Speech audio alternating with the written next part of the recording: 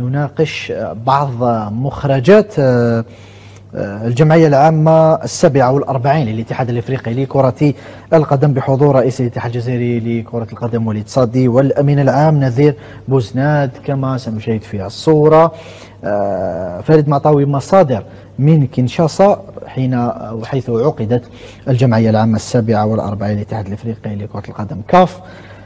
قالت ان الهيئة القارية رفضت طلبا تقدمت بإحدى الدول الأعضاء لإدراج بند يتعلق بمستقبل تنظيم كأس أفريقيا 2025، وذلك في ظل الظروف الاجتماعية الكارثية التي تتواجد فيها أبرز المدن المغربية التي ستحتضن الكان والاحتقان الشعبي هناك قارية اللي هي الاتحاد الافريقي لكرة القدم. لما وضعنا ملف احتضان كأس أفريقيا 2025 أرسلت اللجنة المكلفة بمراقبة الملاعب حوالي 20 مرة، لدرجة أنه وضعوا أيديهم حتى على غرف تغيير الملابس، يعني نقاط تفصيلية أرادوا بها إزاحة الجزائر. نفس الهيئة اليوم صامتة وراء كل ما يحدث للأسف الشديد. لم نقرأ ولم نسمع لي كونكليزيون تاعها باش نكونوا موضوعيين. القرار أنه سحب الملفات كانت اوسي فو لو دير اي لو ريبيتي اوسي باللي على معلومات غالطه كانت حابه تتغلط لي زوتوريتي دو بيي باللي المغرب داها في 2025 والسنغال داها في 2025 وما داهاش السنغال. وهذا الامر علاش؟ لانه طلعت ديزانفورماسيون كاذبه. لي من العضو الذي ربما قد رفع هذا التحفظ، أنا بصورة عفوية وبقراءة بسيطة أقول لك أتوقع أن يكون رئيس الفيدرالية الجزائرية لكرة القدم وليد صادي هو الذي تقدم بهذا الطلب. لكن سؤالي الجوهري يتمثل في ماذا قام به وليد صادي في الفترة التي عاد فيها إلى المكتب التنفيذي لكي يؤسس ذلك اللوبي؟ من المفروض اليوم يا عماد على الأقل نجد 3 أعضاء، 4 أعضاء، 5 أعضاء من بين 23 الذين يطالبون بهذا الطلب الشرعي، لأن ما يجري اليوم في المغرب لا يطمئن. وعندما تحتضن منافسة إفريقية عليك أن توفر الأمن قبل كل شيء للوفود المشاركة وللجماهير المرافقة. ماذا قام به وليد صادي خلال كل تلك الفترة؟ من المفروض أن لا يكون عضو واحد مطالب بهذه النقطة، على الأقل أن تكون قد أسست للوبي على الأقل صغير من 3-4 دول لكي تطالب بحق مشروع. اليوم في الحق المشروع لم نجد ولا دولة أخرى من أعضاء المكتب التنفيذي ترافق ربما الجزائر في هذا المطلب الشرعي. سؤال جوهري يا جمال، ماذا قدمنا وماذا فعلنا وماذا أسسنا لصناعة هذا اللوبي الذي طالما تحدثنا عنه مرارا وتكرارا بضرورة توفيره وبضرورة السعي وراءه. Aujourd'hui, le problème est véritablement posé. Ou le véritablement posé, c'est-à-dire que اليوم il faut qu'elle pense à une alternative. لازم مين اليوم تفكر في بديل. وانا تمنيت انه ملفاتنا تمنيت انه ملفاتنا كانت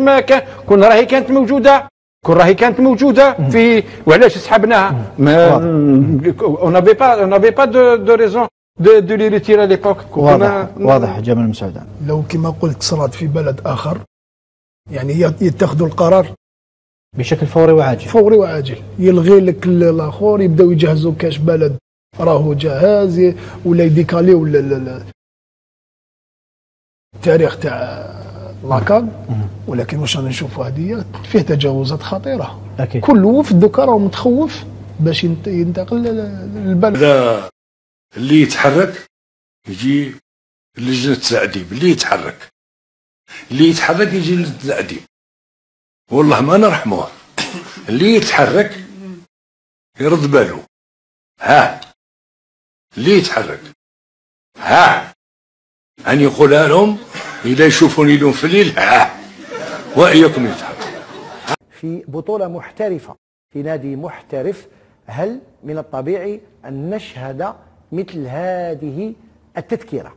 هذه تذكرة لقاء أمس بين وفاق سطيف وجمعية شلف. هذه بطاقة أو القسيمة هذه صراحة ما تقدرش تشرفنا حنا في بطوله محترفه اس ايسو شلف جرادان 2 بري 300 دينار، ومن تحت فالابل 10 لو 4 10 بون هم غالطين ديجا لو 10 4 2025 فات الوقت، هي لو 4 10 هي 4 10 غلطوا. ولكن صراحه هذه ماهوش تيكي تاع تذكره تاع الدخول للملعب، هذا ما راهوش يعني. انا ماذا بيا كنشوف التيكي تاع في اي بي كيفاش عامل، هذا تيكي كانك راك طالع في البوس، في البوس تقدر يعطيوك تيكي كيما هذا مقبول، لكن ولا باركينج. لكن مباراة في كرة القدم صراحة لا يمكننا أن نتحدث عن الاحتراف ونحن في بطولة محترفة منذ أكثر من 15 سنة وما زلنا نطبعوا تذاكر بهذا النحي. لا أدري لوبوف تاع سطيف اسكو سي البلدية اللي راهي تطبع هذه التيكيات، اسكو سي ليكيب فريق وفاق سطيف، اسكو سي إدارة الملعب، اسكو سي لا ندري من المتسبب في حديث عن كأس العالم و يعني واحد اللغة تستعمل في الإعلام، وأنه كأس العالم والمغرب راح يصير كأس العالم. وأنا نعرف أنه قضية كأس العالم في المغرب مدايرة قلقة عند الجماعة. أني نقولها لك أنا عند شكون؟ أصحاب السطح يعني. تواعنا يعني. تواعنا طبعا يعني منذ الإعلان أنه المغرب رايح ينظم كأس العالم، هو واسمه البرتغال وإسبانيا. منذ ذلك الوقت، اسمحوا لي يعني أنا هذا التعبير، منذ ذلك الوقت والجماعة حكمت مسخانة يعني. علاه؟ طبعا علاه خيرة نجيبوا كاس العالم خيرة ونربحوا كاس العالم على في المغرب، الغيرة يولي التصالح. بكل صراحة الغيرة اللي حكمت خيرة، هذا ما غريبة انه غريبة. انا نقول لك حصلت في منطقة الخليج. خلينا نروي لك هذه الرواية. لما وقعت الأزمة الخليجية طبعا، ومحاولة عزل قطر، كل هذه القصة، لما كانت الفرصة لقطر ونجحت في ملفها أنه تنظم كأس العالم، شنوا عليها حرب. كل الشعب الكل يعرفوا الحرب اللي شنت على قطر من طرف نظرا لفوزها بالملف. واحد تحدثوا على المبالغ الضخمة، وتحدثوا حتى على الجانب الحقوقي. تصور يعني نظام سعودي ولا إماراتي وعنده نفس المشكلة يعني في النهاية. جابوا ملفات حقوق الإنسان وكيفاه ماتوا ناس خدامة في الكأس العالم وكذا. علاه؟ حسدا من عند أنفسهم، لأنه كانوا في مشكلة كبيرة مع قطر. لكن قطر استثمرت استثمار عظيم في هذيك الأزمة، في هذيك التظاهرة تاع كأس العالم طبعا. واسم قطر أنت تعرف أين أصبح يعني. فالاستثمارات اللي عايد أيضا استثمارات اسم قطر كيف وهو كل الدول اللي تنظم تظاهرة بهذا الشكل تستفيد منها. وأنا نعطيك مثال آخر هنا في بريطانيا لما نظمت الألعاب الأولمبية، يعني كيف كانت سعادة الشعب البريطاني. وإحنا عايشين هنا وشفنا منطقة شرق لندن كيف الاستثمارات فيها، الملاعب وأيضا ليزوتيل وكذا. لماذا؟ لأنه كأس العالم هي فرصة عظيمة لأي بلد للتشهير بنفسه، ولأنه عدد السياح اللي غاديين يجيو راهم يحكي عن ملايين. طبعا. وايضا الجانب الاقتصادي اللي يعود. انت تعرف انه لي زوتيل يخدموا، لي ريستورون يخدموا، لي تاكسيون يخدموا، الانشاءات والامور، المنشآت اللي غادي بعد يستغلوها. انت تعرف حتى هنا في بريطانيا السكنات اللي كانوا فيها اللاعبين اعطيت للناس يعني في النهايه. اذا فوز ملفك بكأس العالم هو استثمار عظيم لأي دولة يعني، ليس على المستوى السياسي. وهذا يقلقهم في الجزائر. أنا جايك القهوي انت رجعت انا قلت لك من الاول انت واحد قهوي. انا نقول لك اذا انا نقول لك يعني الانزعاج المغاربه من استثمارات ستعالجها الحكومه. قالوا ما كانش الحوار في نشرة الأخبار، قال انه ما كانش حوار. انا نقول باللي الحكومه المغربيه ومنش انا نعطيك وجهه النظر الاخرى فقط يعني تكمله للتقرير تاع التلفزيون. هناك بيان من الحكومه واجتماع، وهناك حوار الان وهناك مطالب من طرف هذه الجماعه للملك، وراح يلقاو يعني انت كجزائري واش تقول؟ تقول مليحه هذا الضغط نتاع الشعب المغربي ليفتك حقوقه، ليفتك الحقوق نتاعو، ونتمناو الخير للشعب المغربي فقط، وتنجح ان شاء الله نقولوا حنايا تنجح التظاهره نتاع كاس العالم وتعود بالخير على الشعب المغربي على المستوى الاقتصادي والاجتماعي ايضا، والمستوى تعرف مستوى السياحه راح تشوف الارقام اللي راح تكون. انت تسالني في السؤال القهوي انه هل هذا يزعج الجماعه في الجزائر؟ انا نقول لك عن معرفه حبيبي، عن معرفه. نعم لكن هذا غباء سياسي. وهل توقف الغباء السياسي عند متخذ القرار في الجزائر عند هذا الحد فقط؟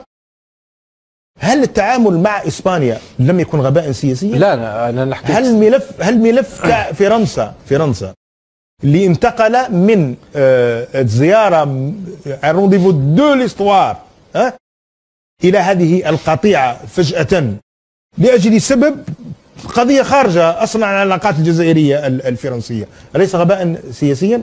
لما تعادي مالي وما تلقاش حل معاها وتصير تسبها في الامم المتحده وهي تسبك ونطيحوا في هذا الرداء، اليس غباء سياسيا؟